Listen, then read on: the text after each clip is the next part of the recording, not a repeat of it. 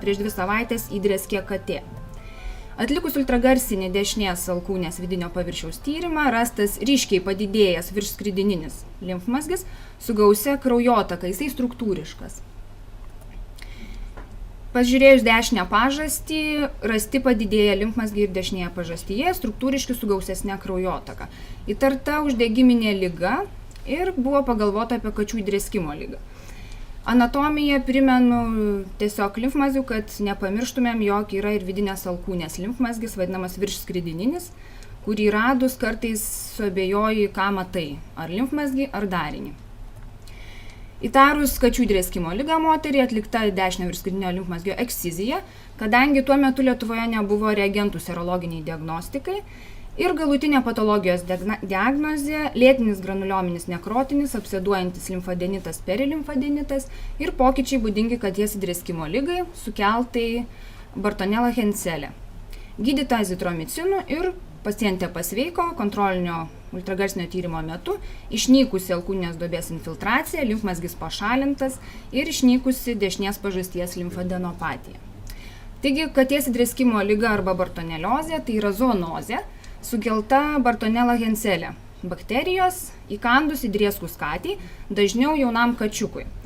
Katės tai yra simptominės nešiotojos, kurioms bakteriemija gali būti mėnesius ar metus ir kad pačią infekciją katėms užkratą perneša blusos. Maždaug visame pasaulyje atvejų yra vienodai, 6-9 atvejai 100 000 gyventojų. Grubiai Lietuvoje turėtų būti apie porą šimtų atvejų per metus. 90% atvejų yra poūmis lėtinis regioninis limfadenitas, perilimfadenitas, proksimaliai įkandimui ar įdrėskimui, kas ir buvo stebėta mūsų pacientei, kuriai įdrėskė į plaštaką ir išsivystė viršskridinio limfmazgio ir dešinės pažasties limfmazgių limfadenopatija. Plius minus gali būti nespecifiški bendriniai simptomai, kurie nieko nereikš. Tai galvos skausmas, sufebrilus karščiavimas, silpnumas, svorio kritimas, seilių liaukų patinimas ar konjunktivitas, esant bendriniam simptomam tik tai pasunkėja diferencinė diagnostika. Inkubacinis periodas ligos apie porą savaičių, patogenezė, formuojasi granulomatozinis pūlingas uždegimas. Pirma pasireiškintis ūmiu hiperplastiniu limfadenitu, vėliau atsirandant mikroabscesams, fluktuojančių pūlingų limfadenitų, neretai su fistulizacija.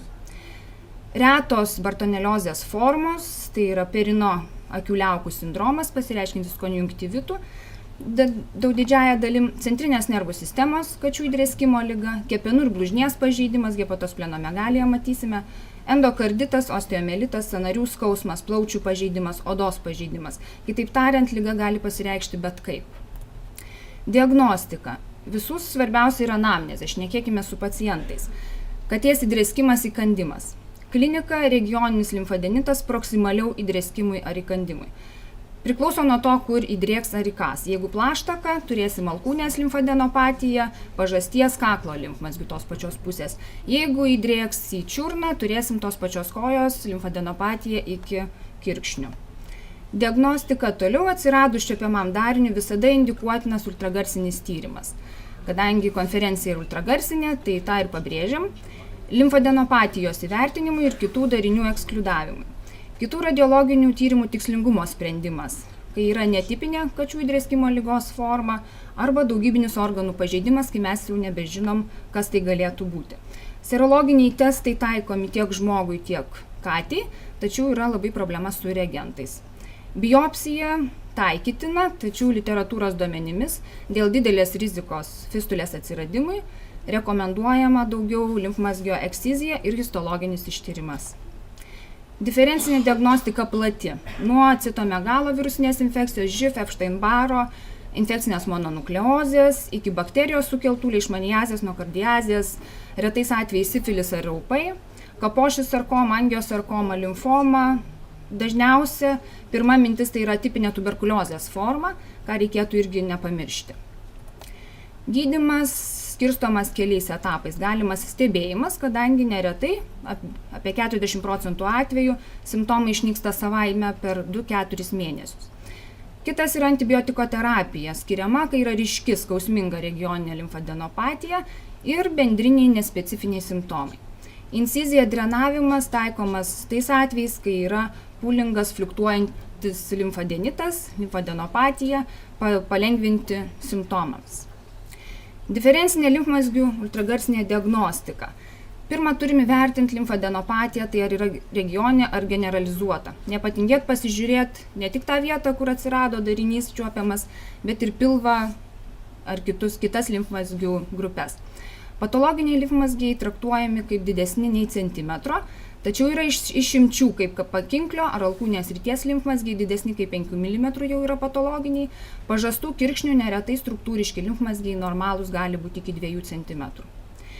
Toliau skiriam, ar tai yra uždegiminės infekcinės kilmės ar navikinės. Yra surašyti echoskopijos bruožai, kas būdinga uždegiminės kilmės, kas yra navikinės kilmės limfadenopatijai. Kartais būna labai sunku tai nustatyti. Ypatingai, kai būna uždegiminis pūlingas limfadenitas, kai yra supūliavę limfmazgiai. Diferenciniai diagnoziai pavyzdžiai, stebimi uždegiminiai limfmazgiai su gausia labai kraujotaka, su vartų kraujotaka, su tendencija supūliavimui. Katės drėskimo ligos atvejais yra senas paimtas, kai yra struktūrinis limfmazgis su išlikusia vartų kraujotaka, vartais ir hipoechogeniniu apvadu panašus į inkstą.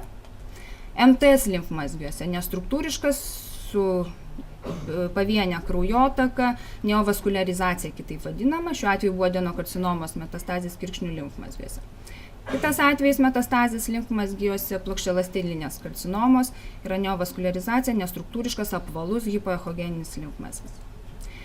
Patologiniai pakinklio srity limfmazgiai. Šiuo pavyzdys melanomos metastazės pakinklio limfmazgiuose, kai yra didesnis nei 5 mm hipoechogeninis limfmazgis.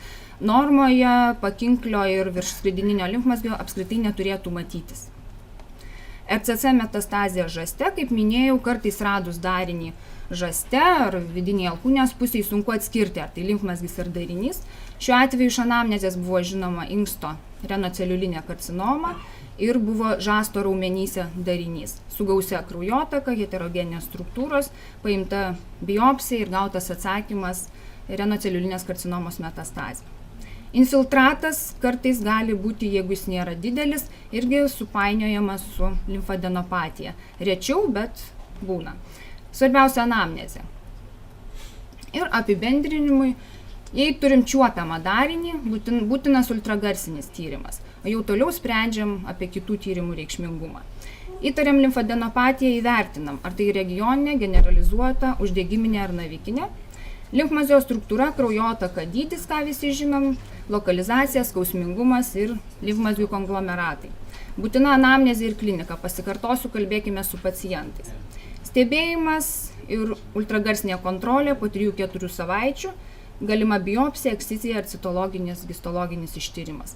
Dažniausiai šita liga praeina savaime, užtat tiek retai mes jos matom ir nediagnozuojam.